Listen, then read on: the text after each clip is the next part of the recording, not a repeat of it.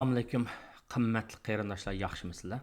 Bugun 2024 yil 10 ayning 6 kuni yakshanba. Bugun men oldi bilan sizlarga Amerikaning iqtisodiy ahvoli haqida qisqacha so'zlab o'tgandan keyin, chunki mening anglovchilarimning ko'pinchisi Amerikada yashaydi ekan. 70%dan ortiq. Anadan keyin mushu xususlarning tanlashiga munosabat hozir 10 oyning, mana 10 oy kirdi. Az kundan keyin 2 haftalardan keyin idora jamiyatlar ishchi xizmatchilarga deydi-ki, kelar yillik salomatlik sug'urtasi, pensiyali puli haqida tanlash qilinglar deydigan bir fursatni berdi. Mush haqida, yani sug'urta haqida qisqacha to'xtalib o'tmoqchi. Bu sug'urta masalasi dunyoning hamma yashayotgan odamlarga nisbatan bir yuz keladigan, duch keladigan bir masala. Shunga dunyoning boshqa yeridagi sanoatlashgan davlatlardagi qarindoshlarni anglab qo'ysa, ziyni yo'q. Xo'sh, unda bo'lsa nima ishlar bo'ldi? Xabaringlarda bo'lgandagidek, Amerikaning iqtisodiy Covid'dan keyin 2020 yilninki bahor fasllarida ishsizlik nisbati 14% ga yetib ketgan. Bütün ta'minlash zanjirida uzilish bo'lgan, zavodlar, tijoratlar hamma narsa to'xtab qolgan. Yani 100 yilda bir qatim yuz bergan vaboning ta'siridan. Ammo shu vaqtda Amerika hukumati tijoratchilar va xususlar, yani aholilarning kirimi muayyan bir intervaldagi kishilarga, saviyadagi kishilarga pul taqatgan hisobda bekorlik pul bergan. Kishilarning qo'lida pul bo'lgandan keyin iste'mol kuchi bo'ladi degan gap. Shunday bo'lishiga qaramay, moddiy ashyolarning qisliqi tufaylidan mal bahosida jiq o'rlash bo'ldi. Ya'ni nurg'un odam oz narsani xohlashganligi uchun mal bahosida o'rlash bo'lib, pul pahaligi eshib ketdi. Ham uning ustiga Rossiyaning Ukrainaga qilgan hujumi tufaylidan dunyo ochliq bozorida, neft bozorida davolash bo'ldi. Neft va ochliq bu mal bahosini hisoblashda, CPI'ni hisoblashda nihoyat muhim o'rinda turdi, ya'ni yemak-ichmak. Shunga pul pahaligi Amerikaning o'zini ilib bilsak, boshqa davlatlardagi pul pahaligiga gap to'g'ri kelmaydi. Aytqila olmaydi uni. Boshqa davlatlardagi pul pahaligi 9.11% ga yetib ketdi. Odatda bir davlatda fuqarolarning paravalligini kapolatga qilishda ularning bexatarligi emas, jismoniy bexatarligi emas, muhimi turmush saviyasi jihatda muvaffaq ma'rifdan bahirilish, sahiyatdan bahirilish, ya'ni og'rib qolsa doktorga ko'rinadigan bo'lish, och qolmaslik, och qolmaslik, ya'ni turmushning namratchiligiga cho'kib ketmaslik bu asosiy mavqa qilindi. Ya'ni Amerikada hokimiyat boshqaruvchilar prezidentlarning har qanday qaysi partiyadan bo'lishidan qat'iy nazar bularning so'zlaydigani shu. Kishilarning, aholining hayotiga munosabatli zarur narsalar. Sog'lomlik, ishga o'rlashish, ya'ni ishsizlik nisbatini tuvallatish, kirimni oshirish, ma'rif, bexatar, gullangan bir ijtimoiy muhitni barpo qilish. Bu to'g'ri so'zlaydi. Endi ular hokimiyatga chiqqandan keyin har xil tadbirlarni oladi, siyosatlarni yurgizadi. Davlat ichida va davlat sirtida, ya'ni tashqi siyosat jihatdan. Mana mushularningki siyosatlarini tadbirlik ilib bora olgan prezidentlarningki hokimiyat surgan vaqtida jamiyat nisbatan ro'naq topgan bo'ladi. Bu to'g'risida jiq so'zladik. Xo'sh, shundaq bo'lganlikdan malbas bak o'rlab ketgan vaqtda iqtisod cho'kdi. Shunaqmi? Nurg'un faoliyatlar to'xtab qoldi. Prezidentlar Ashundaq Amerikaning prezidenti mayli Trump bo'lsin yoki Biden bo'lsin, tijoratchilardan tortib aholigacha shirkat ochganlargacha muayyan qutqizish yoki yordam pulini berdi. Shuning bilan ahvol bak xatarlik bo'lmadi. Ya'ni biz ko'rgan 1900 biz anglagan ko'rgan emas. 1929 yildagi iqtisodiy bo'hron yuz bergandagi vayronchilik yuz bermadi herhalde. Ammo vaksinaninki Amerikadan fan texnika kuchining zo'rligini qarang. Vaksinaning tez ishlab chiqarilishi va keng ko'lamda qo'llanilishi bilan Amerika iqtisodining asliga kelishi nisbatan tez bo'ldi. Ya'ni deb kelyapman, Amerikaning iqtisodi hali ham dunyodagi davlatlarning ichida Amerikaning iqtisodi oldin qatorda. Mayli umumiy ko'lam jihatdan bo'lsin, navbatdagi har xil iqtisodiy ko'rsatkichlar jihatdan aytganda bo'lsin. Shunga 2023 yildagi Amerikaning iqtisodini iqtisodshunoslar, analistlar birdak yumshoq qo'ndi dedi. Ya'ni pul paxalligi eshib ketgan vaqtda o'sini shunday o'stagan bo'lsa-mu, ammo ishsizlik eshib ketmadi. Aeroplan bo'ron chapqinlik intayin qo'rqinchli ahvoldan sog'-salomat harolda azroq tavringan, silkingan bilan qo'rqinchli, ya'ni shu aeroplan o'ltagan kishilarni qo'rqitayotgan bilan ularni harolda bexatar nishoniga yetkazdi degan gap. Endi bu yilchi, bu yilning 5-ida ahvol jiq farq qilmasligi mumkin. Ba'zi har qanday vaqtda quyoshli kundimi, at bo'ron chapqin bo'ldi deydi odamlar bor. Bo'ron chapqinlik bo'lgan ahvolda atgal quyosh yaxshi kun bo'ldi deydigan kishilarmi bor? Ya'ni rayish kun oldu deydigan kishilarmi bor? Ya'ni bu odamlarningki masalalarga, shaylarga, odamlarga tutgan pozitsiyasida cho'qim farq bor. Farqlikning o'zi ma'lum ma'noda aytgan vaqtda taraqqiyotning piltisi, nurg'un ilhomlarning manbasi, shuning bilan nurg'un qayg'u, azob, hasrat va to'qinishning piltisi. Buni ko'pchilik yaxshi tushunadi. Xo'sh. Endi bu yilninki 5-ida ba'zilar Amerikaning iqtisodi shu o'simni bak o'stirib tushamidi, patqoq ketish mumkin degan farazlarni qilgan. Biz har oylik fasllik iqtisodiy ko'rsatkichlarni kuzatib kelyapmiz. 7-oyda Amerikada ishsizlik nisbati 4.13% ga ketgan, ammo 9-oyda 18-oyga kuniga kelganda Markaziy bankka o'simni 0.15% ko'rsatdi. Kesdi. Esinglarda bo'lishi mumkin. 1,5 yilning ichida Markaziy bankka o'simni 2022 yili 3-oydan boshlab 2013 yili 9-oy mezgilgacha 1,5 yil ichida 11 qitim o'stirish orqali 5.35% ga chiqargan. Bu vaqtda uy oladiganlarga, mashina oladiganlarga, ya'ni uzunga chiraydigan tovarlarni oladiganlarga nisbatan uninki ta'siri jiqroq bo'ldi. Ammo pul odamlarga nisbatan bexatar holda pulni amonatga qo'ydigan, CD qo'ydigan odamlarga nisbatan foyda bo'ldi. Mana endi 0.5% o'simni kesdi.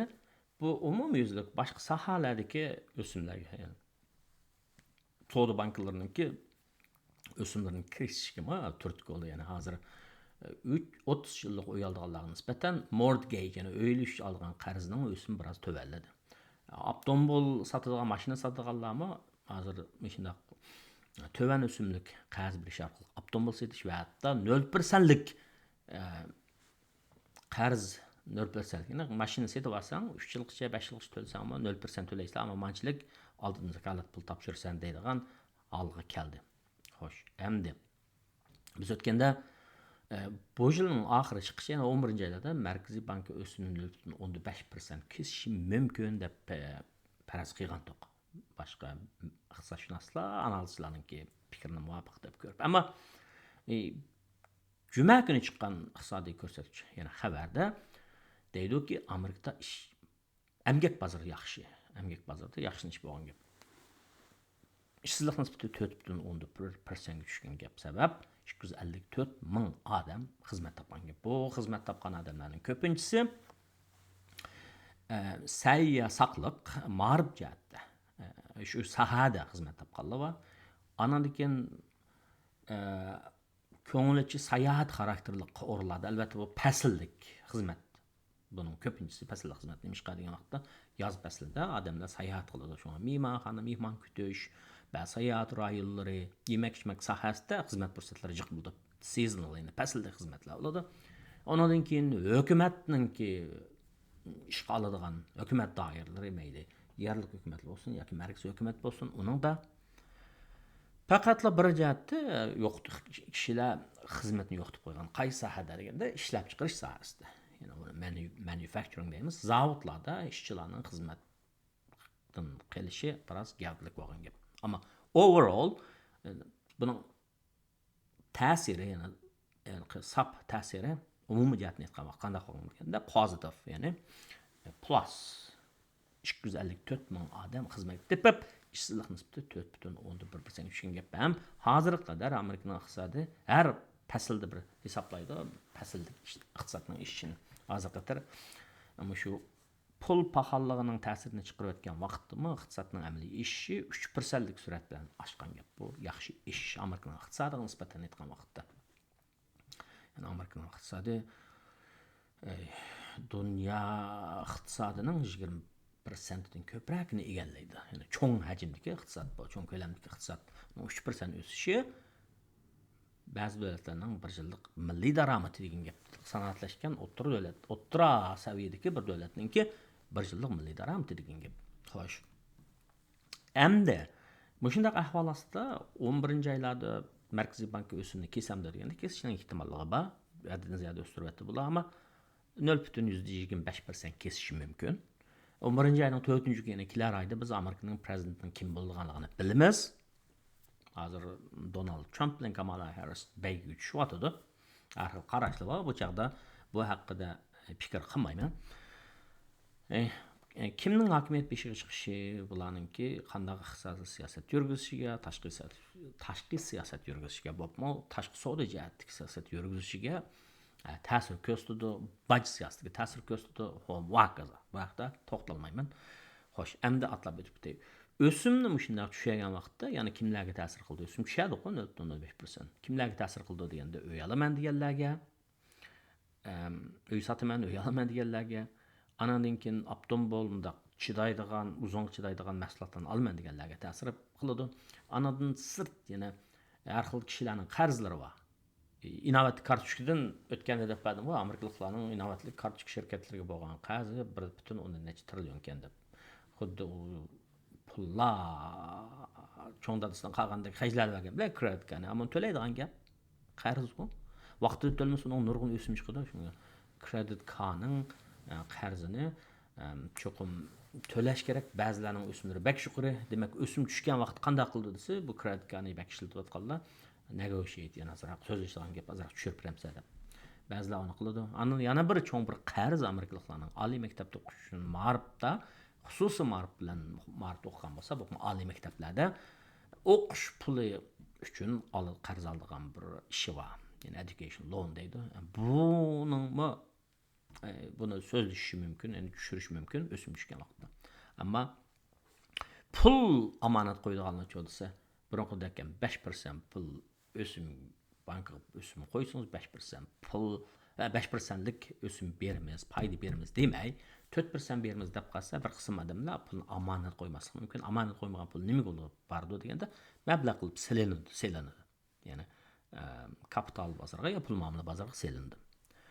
Çünkü bunun ta'siri shundaroq bo'ladi. Bu navbatdagi iqtisodiy ahvol. Ananiki yaqinda bir necha kunning ichida har qaysi portlarda ishchilarningki ish tashlash harakati bo'ldi. Nimishqa deganda, voy biz shunday jafo tortib ketdik deb. Masalan, mallar dunyoning hamma yeridan Amerikaga kelib keldi. Amerikaning setilish kuchi yuqori bo'lganlikdan. Amerika dollari dunyoning zapas puli. Amerika o'ch ko'rdiganlardan tortib, yaxshi ko'rdiganlargacha hammasi dollar tutadi. Hokimiyat qatlamlaridagi partiyalarning rahbarlari, prezident, boshbaqqan, podsholar g'azinasida oltin bilan qo'shib Amerika dollarini alayda tutadi bular. Shundaq bo'lganlikdan bular tashqi perevod paydo qilish uchun, dollar qilish uchun unga mal setish kerak. Har xil amallarni neft sotadi, masalan, har xil tovarlarning eng eslarini sotadi. Nima qilish uchun da tashqi perevodda Amerika dollarini qo'lga keltirish uchun. Ammo bu tovarlar, bu yerda tovar mulozimat deydi bir gaplar. Tovarlarni tutqul bo'ladi, ko'gil bo'ladi, jismi bo'ladi. Mulozimat desa, tovarlarga erishish uchun, ma'lum bir ishni tugutish uchun qilingan xizmat hamda. Buni biz mulozimat deymiz. Masalan, restoranga kirsangiz, kutuvchi oldingizda tomoq akab turadi, sizning yeydiganingiz tomoq. Ammo kutuvchi uni akab bermasa, oshpaz uni tayyorlamasa, oldingizda tayyor bitmaydi degan gap shu. Mulozimat shu. Endi tovarlar, lekin odamlar shu nemining oldida ustingiz tomoq ustining oldidagi qo'y go'shini bir yerda akilish kerakda. Masalan, Avstraliyadan, Yangi Zelandiyadan akiladi. O'zidami chiqadi albatta. Yangi qo'y go'shi yeymaydiganlar, yerlikda beqilgan qo'ylarni elib so'yib yeydi, lekin oshxona restoran ochilganlar shundaq ta'minlash manbasiga qaraydi. Bular parxod orqali har yerlardan aylanib Amerikaga keladi. O'tgan yilning oxirida o'zingizlar bilasizlar, Qizil dengiz atrofida Xosi deydigan Yaman atrofidagi kishilar bular Qizil dengizdagi shu mal yo'tkaydigan parxodlarga hujum qilib qo'yganligi tufaylidan ular ya'ni u tijorat qilganligi nurg'un ziyonda uni kim to'lab berdi balkim sug'urta oladi lekin shunday bo'lsin ammo surat ostlab ketadi tan narxi ishib ketadigan bo'lganlikdan mollar buziladi odam o'ladi masalan hujum harbiy hujum bo'lgan vaqtda bular Süveyş kanalına aylanıp manganmay Afrikaniki bir portlarga aylanıp keldigan bo'lganlikdan to'shish haqqi, to'qish xarajati, to'shish vaqti anda u mallarninki portlarga kelib, portlardan tushirilib, bundan ishki har xil mashinalar orqali, poyezdlar orqali mamlakatning quruqligining ichki quruqligining ichidagi hamma yerga tarqilishiga ketadigan vaqt tanarxi ishib ketganlikdan hem portdagi odamlarninki ishlaydigan mal tushiradigan parxoddan mal tushiradigan parxoddagi dengizdagi portdagi parxodga mal qachilaydigan odamlarning xizmat sijilligi ishib ketganligi uchun bo'lsa kerak bular namoyish qildi. Namoyish bir necha kun davomlashdi. Bular deydiki bizning xizmatlarimiz ikki masala bor. Jafoliq ishlaymiz, ish haqimiz to'van. Yana birisi cho'ng kranlarni avtomatik shaklda mal tushirish mal tush masalasi, besish masalasini mashinalar odamlar qilmasa, biz qilsak, biz shu kranlarni biz boshqa qilsak deydigan ikki talabni qo'yib, shundan oxiri bular kelishib, shu 5 yilning ichida bularning maoshini 62% o'stiradigan kelishayotgan o'xshaydi. Shunga bularningki ish tashlash narsasi, ishlar uyushmasiningki, ish tashlash harakati ta'sir ko'rsatdi degan gap. Bular yana qaytib portlarda ishlashga boshlagan gap. Lekin shu 3 kunlik ish tashlash jarayonida nurg'un mallar, nurg'un parxodlar to'xtab qilib, mallar tushirilmay. Mallar tushirilmagandan ba'zi tovarlarningki sufitiga ta'sir etgan gap, ba'zi tovarlarning to'shilish vaqti, xaridorlarning setib olishi nurg'un narsaga ta'sir ko'rsatgan gap. Demak, bu tan narxini oshirib o'tadi. Bu tijoratchilar uchun tan narxini oshirib o'tadi, ham oxirgi hisobda buning badalini kim to'laydi deganda iste'molchilar to'laydi. Chunki bir usul yoki yana bir xil usul bilan tijoratchilar u xil chiqqan ziyonni, ko'rilgan ziyonni iste'molchilardan oladi degan gap. Undan bu port ishlaydiganlarningki ko'pinchisidan o'rta maktabni bitirgan odamlar ekan, oliy maktablar emas. Ammo ularning maoshi o'rtacha maoshi 100 ming bilan 200 ming, ya'ni range deymiz, qimmat. 100 ming bilan 200 ming dollar maosh oladi ekanda. Ama ularning xizmati bizdan xatarli, qiyin sharoitlarda ishlaymiz. Buning compensation, buningki bir muayyan haqqi bo'lish kerak, to'lami bo'lish kerak deb qarag'anlik uchun ishdan yuqori qo'ygan gap. Emek bozor degan shu. Ma'lum ishni qilish uchun odam kerak, u odamga yaxshi maosh bermasiz ishlamaydi degan gap. Demisam qor yomg'ir yoqqan vaqtda, hurricane deb qo'ysa har xil bo'ron chaqin bo'lgan vaqtda shu odamlar yana shada japoq deb ishlaydi. Shunga ularning muayyan o'zining haq huquqiga erishishga loyiq, ammo o'sha ishlar iqtisodda biroz kichik davolash qilgan silkish. Ammo bular oxirgi hisobda o'sha to'xtamga qo'l qo'yib kelishibdi, ish tushibdi. Paychika bozoridagi ko'tarilish, tushish, tavrinish degandek ishlar mana shunday ishlarning qarmoqqa kichik, ammo ta'siri cho'ng ishlarning shunday ta'sirga uchraydi. Ham shunga bilan birlikda O'rta Sharqdagi to'qinish, urush qilib kengayish, urush bo'lib ketish, davlatlar orasida urush bo'lib ketish ehtimolligi bor. Bir yil bo'lay deb qoldi bu to'qinishqimi. Dunyo toza tinch emas. Anandan keyin bundaq dunyo tinch bo'lgan vaqtda nima bo'ldi deganda bu shunday oltin kumushga o'xshash metallarning bahsi o'rlab ketadi. Agar O'rta Sharqda to'qinish kengayib qolsa, bu neftning bahsini o'rlatadi. Neftning bahsini o'rlatsa, bu ishlab chiqarish, sanoat, to'shish hammasiga ta'sir ko'rsatadi. Ya'ni mal bahsini yuqori ko'tarib turadigan gap. Shunga iqtisodda hokimiyatni idora qiluvchilar asosan nimaga kapolat qilish qitirishdi degan vaqtda ishsizlikning ortib ketmasligi, mal bahsining ortib ketmasligi maqsadning ishni qo'llashida. Shunga buni mushundaqroq bilib qolsanglar katta bo'ladi deyman. Xo'sh. Endi 10-oyning o'tirlaridan boshlab idora jamiyatlar ishchi xizmatchilarning kelarchilik sug'urta tanlashiga, sug'urtalarning har xil turlari bor. Sug'urta shirkatining salomatlik sug'urtasida odatda yoshroq odamlar, odam yosh chog'da sog'lom bo'ladi. Azroq sug'urtasimi bo'ladi. Yosh cho'ng'aygan sari yuqoriroq qimmatga, jiqroq to'laysiz, ammo og'rib qolsangiz sug'urta shirkati jiqroq to'lab beradi. Shundaq sug'urtalarni elishni o'ylashadigan gap, uning muddati odatda 2 gap bo'ldi, 2 gapning ichida tanlash bo'ladi. Nima ish sug'urtarmiz? Sug'urtning o'zi bizning tilimizda xavfsizlantirish degan gap. Nimadan xavfsizlantiramiz? Xatardan. Qanday xatardan? Har xil sug'urtalar bor Amerikada. Shundaymi? Uyimiz uchun uy sug'urtasi. Andan keyin uy uchun yana ikkinchi sug'urta, ya'ni uyning ba'zi tok, suv, to'nglatqu degandek buzilib qolgan shu. Uni uy setib olgan uy sug'urtasi ko'tarib bermaydi. Ko'tirimiz degan bilan ko'tarib bermaydi. Shunga damalliqqa ishlar par buzilib qolsa qishdan keyin adam chaqirgan vaqtda genozdan to'lasangiz $500-600 to'lab ketishingiz mumkin. Ammo bir sug'urta bor. Uy sug'urtasi, ikkinchi xil uy sug'urtasi bor-da. Uyda undaq bir narsa buzib qolsa o'shab bergan. Uni ba'zilar uni setib olganlar va mendagi odamlarning qo'li tas chaqqan emas. Unda ishlarni shu amal yo'q setib olgan gap. Buning o'zi nima deganda, agar tasodifiy shunday bo'lib qolsa, ziyon jiqroq pul yeningizdan chiqib ketadi degan gap. Xo'sh, bu uy sug'urtasi deymiz, ya'ni uylarga o't ketishi mumkin, agar uylarimiz tabiiy ofat yuz beradigan, ya'ni kalkun keladigan yerda bo'lib qolsa, uni salab ketishi mumkin. Buning uchun ma'lum bir pulni to'laymiz, to'lash orqali agar shunday bir ish bo'lib qolsa, sug'urta shirkati to'lab beradi degan umid bilan. Anan keyin mashinaga sug'urta olamiz. Vaqa hadislar yuz berib turdi. Odamlarning hammasi mashina sotgan odamni sug'urtangiz bo'lsa, mashina sotmaydi. Nimishqa haydab ketib o'tib, mashinangizni siz bir yana usulishingiz mumkin yoki bir so'qib qo'yish mumkin. Har qanday vaqtda u mashinaningki agar mashinani o'zingizning puli bilan yapolmagan bo'lsangiz, shu mashina sotgan yerdan $3,000 to'lab qo'yib qolganini auto loan deymiz. Mashina uchun olgan qarzlar olgandan keyin mashina siz shu pulni to'lab qo'ymoqchi, yana ham shu idoraning shu yoki sizga qarz bergan shu bankini oladi-da.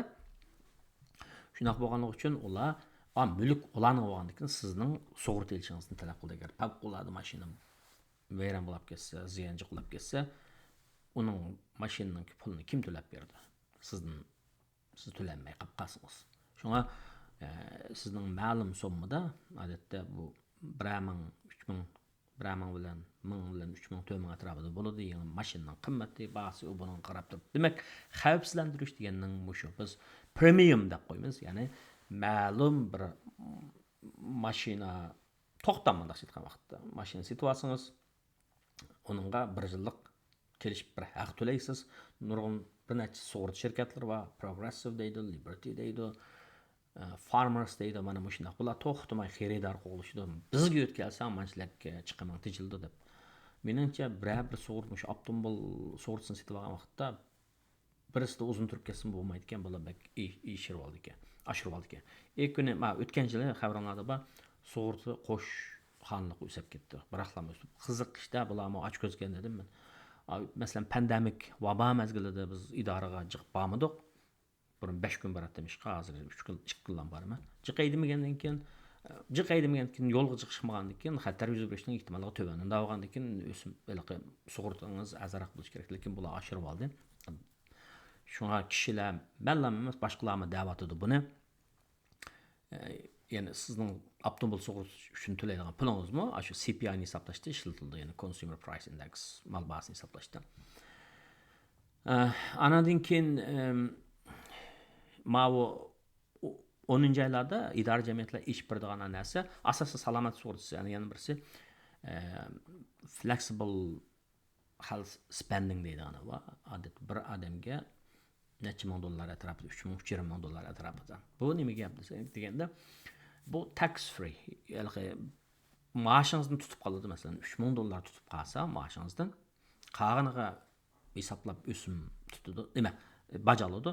Ammo $3,000 desa, siz copay va doktoringizni ko'rgili borgan vaqtda doktor sug'urtangizni qarab turib, ya $25 to'laysiz, ya $40 to'laysiz.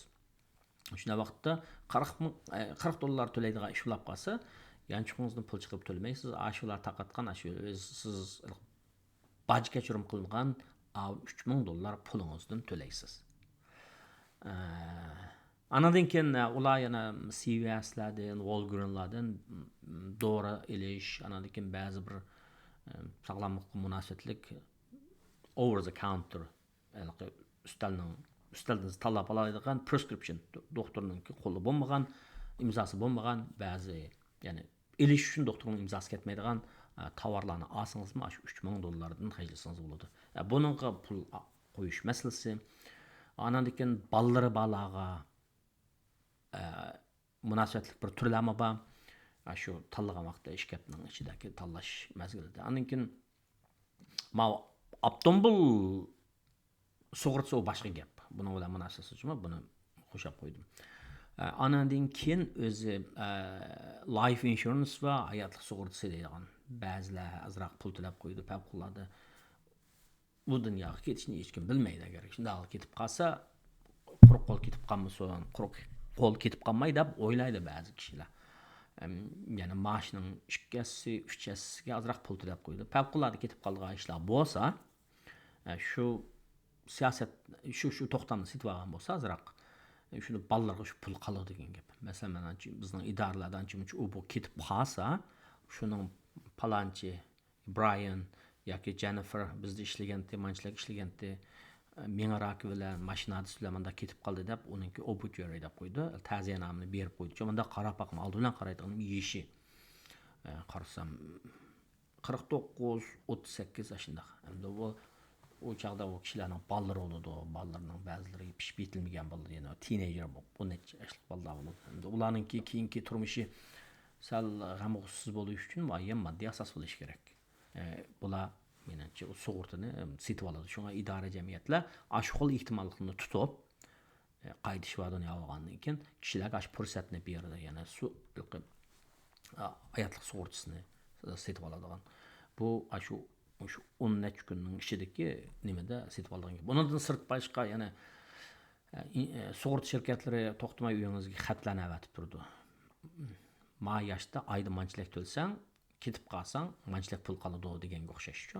Demak, umuman aytgan vaqtda sug'urtaning o'zi bir xavfsizlantirish, ya'ni biz ma'lum pul to'lash orqali keyin yuz beradigan tasodifiy xatarni, salomatlik xatari deb qo'yamiz, voqea hodisa xatari deb qo'yamiz. Bularni ko'pchilikninki o'rtaq to'lishiga ishtirish. Sug'urta shirkatlarining nuqsini aytgan vaqtda bular nurg'un omillarni o'ylashida. Sug'urta setib oluvchining yeshi, badan salomatligi, kasbi, masalan mashina haydashni o'ylashsak, qanchalik pravni qachon olgan, hodisa paydo qilmaganmi, ya'ni jarimani yeganmi, yemaganmi, shuni qarab turib, ma kishi bexatar haydaydi ekan deb o'ylaydi. Ammo ular asosan kimlarni nishon qildi deganda, sug'urta sotgan vaqtda voqea chiqmaydigan, nisbatan o'zining ishiga o'zi puxtaroq odamlarni ko'proq setishni o'ylaydi. Ya'ni sog'lomroq odamlarga, agar salomatlik sug'urtasi bo'lsa, sog'lomroq odamlarga sug'urta setishni xohlaydi. Chunki sog'lom odamlar doktorga chiqib bormaydi. Bormagandan keyin uning to'lagan puli sug'urta shirkatlariga kirilaverdi. Shunga sug'urta shirkatlarining boshliqlari harjili maoshdan sirt, yana maoshdan 10-20 qatlagidek bular bonus mukofot oladi. 10-20 million. Bu ajoyib tuzumda. Yani adamlarda muayyan qo'rquv bo'ladi. Qo'rquv nima deganda, mandaq shop qolami, bunda olib qolami. Qo'rqmasa, yani aylaning bo'lsa mayli desa, ba'zilar uyga sug'urtamisi bo'ladi. Ammo hech kim uqmaydi nima shu qilishini. Umuman aytgan vaqtda odamlar risk averse, xatardan qochadi. Men pulning psixologiyasi degandan so'zlab berdim-ku. Pulning psixologiyasida Morgan Housel shundoq bir so'zlarni oladigan degan. Odamlar foyda olgan vaqt xo'sh bo'ladi, to'g'ri? Agar xo'sh bo'lishni bashtasak, ziyon tortgan vaqtda o'xshash miqdorda ziyon tortgan vaqtda bular haddidan ziyod qayg'urib ketadi, yana. Qayg'urish darajasi 8, -8 degan. Bu nimani tushuntirdi desa, odamlar ziyonga nisbatan jiqroq reaction, inkas qaytaradi. Foydaga nisbatan aytgan vaqtda psixik jihatdan shunday deb. Şoňa şuna sebäpler tüpeýleden salamatlyk sugurtysy arkaly sugurtlanymy düşünüş gerek. Dukana kirip mal izlegende izlep bekiş gerek demekçi. Hoş. Anandan keyin yana pensiya pul haqqında. Pensiya pul haqqında Uncle Sam samtağıdan azırak pul töleýdi desek, elbette puhralyk mecburiyetimiz baş töleş.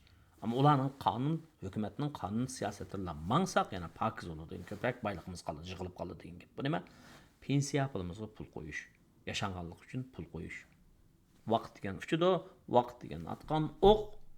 Yaşça bizlarning yaş çaglarymyzda biz beşimizni kumga tıkıp algan deklam yaşap kapdykamiz ma'lum mezgil. Şundaq bolmaslyk üçin yaş insanlarga bir tavsiye süptide sözlep kelyapman. Bolmasa jyk pul. Hazır men tunji gytym hyzmat tapgan wagtymda $44.500 bilen başlagan. Meni Amerikada hyzmat tepişi hikayem degen yazman bolmuş kanalymda okup koydum. Şu $44.500 pulum jyk pul $250.000 single family home keletdi. Şu Amerikanyň Woburn diýen şäherlerden. Ama o çagda şu hyzmat muqim uzun mezgil bolsa agyl bolgan gep. Jyk bolmay gap kaldy çünki şirket beýram bolup ketgenligi üçin. Hoş. Hem de hazır çödüse hazır aly mekdepden бүтägen ballar kem degende bäzi kesiplarda 50 mingdan başlaýdy maaşny. $50.000 bäzi ýaxşy kesipden 80-90 mingdan başlaýdy. Ama bir adam üçün 80-90 ming maaş lobdan ýokary maaş, ýaxşy maaş. Jyk baş төлep gidedi eger salamış o pensiya puly. Şirketler bolsa 401k diýdi, 201k diýdi. Moşununğa pul koymasa, lobdan mölçerleş gerekde. Hayat digen, hayatta planlaýdygan iş bar, hesaplaýdygan işler bar. Qargılaç yaşagly bolmaýdy hayat degende. Şundamy? Şoňa moşu 201k degenge şirketler işlep atgaly ýokarak maaşlylar çokum idare mäçgip bergenden sırt ýene pulny jykyrak goýuş arkaly Uncle Sam'ga töleýdigan başyny töwerek tölese özüge ýaxşy. Keyin oýluk uçalyk bolsa ballarga ýaxşy. Eger biz gopap maddi mäişetlik, bay, allyk yaşagandan paycheck qarap, ondan ýoksuzlyknyň içinde kakşap, zarlap yaşagan dese hergiz işenmem. Rahmet.